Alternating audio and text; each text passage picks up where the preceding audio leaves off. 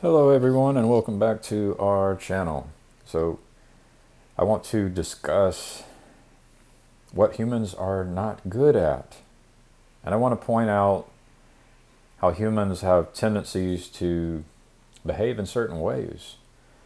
Because GPT-4 might be able to help in those places where humans just aren't very good.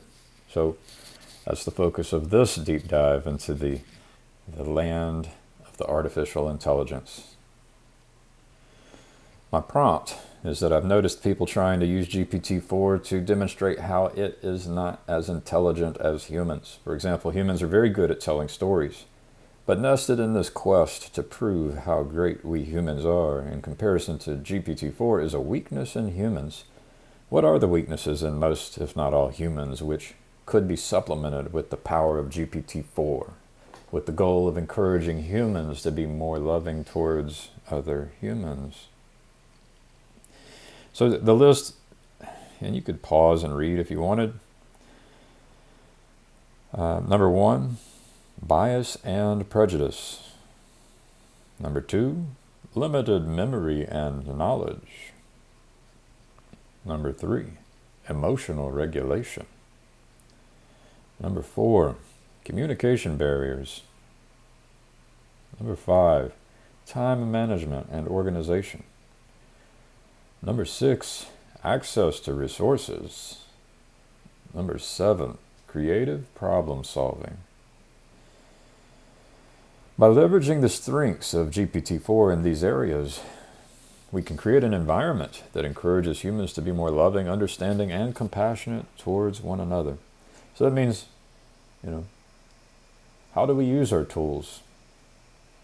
It's good to sing and dance and play, but that's not everything we should be doing. So we could sing and dance and play with a large language model, but what else could we do with it? Well, maybe we can learn to identify our weaknesses as a species and as individuals and supplement our weaknesses with the help of our tools. We've been doing this forever, and so the question is, well, what is the strength of the large language model, and how does that complement our weaknesses as a species and as individuals? So, maybe GPT-4 is not the best storyteller, and maybe it's even fun to try and trick GPT-4 to do and say things that show how bad GPT-4 is. Yeah. Have you ever mocked anyone before? And was that fun? Did you get laughter out of other people's weaknesses and mistakes? I've done it. But maybe maybe we can look at the strengths in the other, whether it's another human or a tool.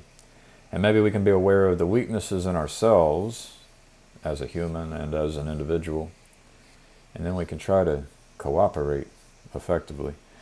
So I said, what is it within humans which wants to prove that humans are more intelligent and better than GPT-4, leading humans to ignore the ways humans could work with GPT-4 to benefit themselves and all of humanity?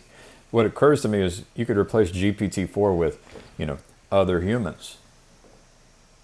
This is something within us. So the tendency of humans to want to prove their superiority over AI, like GPT-4, can be attributed to several factors. So you could replace this with the tendency of humans to want to prove their superiority over AI. You could replace it with the tendency of Americans to want to prove their superiority over Russians, right? The tendency of Christians to want to prove their superiority over Muslims. The tendency of Republicans to want to prove their superiority over Democrats. We can always play this game. But it's, you're just playing, right? And if you play all the time, it's just an imbalance. Sometimes you can try to be serious, which requires that we acknowledge our weaknesses and acknowledge the strengths in the other. who might even be perceived as an enemy. So, fear of being replaced. That's a concern. Ego and self-esteem. I felt that one. Anthropocentrism. Definitely felt that one, but I would even substitute the word self-centeredness. There's all this information coming into this body, which might be called the self. That's our orientation throughout life. And so it's perfectly reasonable that we would have a tendency to be self-centered, right? So that it would make sense that our weaknesses are deeply connected to our body and how we live in this world. It's not like we're an amorphous blob that permeates everything and can see everything. No, that's not how it is. That's not what a human is. So, number 4, misunderstanding AI capabilities. That definitely happens. That's what I'm trying to do, is I'm trying to discover and encourage and teach and learn, that's what discovering is, how we might use AI to benefit all of humanity. That would be nice. Number 5, competitive nature. Now, I've seen it. I've felt it. So, it is crucial to recognize that AI, like GPT-4, is not meant to replace human intelligence, but rather complement it. Embracing the collaboration between humans and AI has the potential to unlock new opportunities, solve complex problems, and improve the overall well-being of humanity. By fostering a mindset of cooperation, we can work together with AI to achieve greater goals than either humans or machines could accomplish alone.